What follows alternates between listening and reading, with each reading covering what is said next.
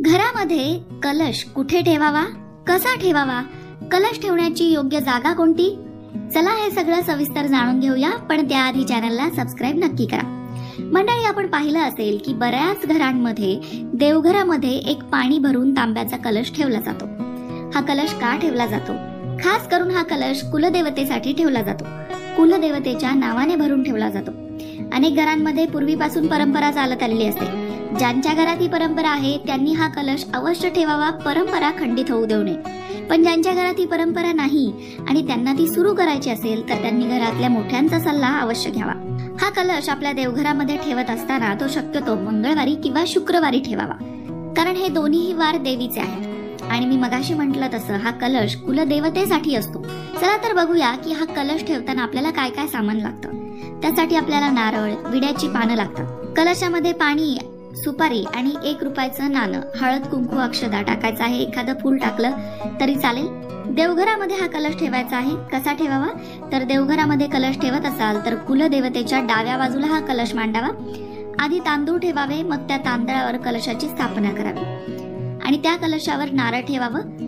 फक्त कलशावर नारळ ठेवत असताना एका गोष्टीची काळजी घ्या. नारळाचं तोंड वरच्या दिशेने आणि नारळाचा खालचा भाग कलशामध्ये असावा. अशा पद्धतीने कलशावर नारळ ठेवावा. कुलदेवतेच्या डाव्या बाजूला कलश स्थापन करून नंतर कलशाच्या चारही बाजूंना गंधाच्या रेषा उडाव्यात. शक्यतो 5 पट्टे उडा.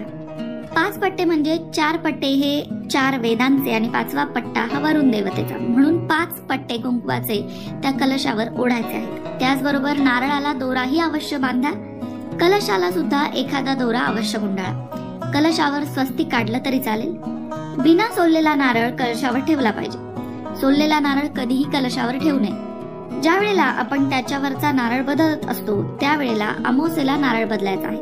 अमावस्येला नवीन नारळ ठेवायचा आहे आणि आधीचा नारळ देवासमोर फोडायचा आहे. अशा पद्धतीने जर आपण देवाच्या समोर नारळ फोडला तर घरामध्ये सुख संपत्ती आणि धनधान्य येतं असं म्हटलं जातं. आपल्या मुलांना आरोग्य आणि आयुष्याचीही प्राप्ती होते.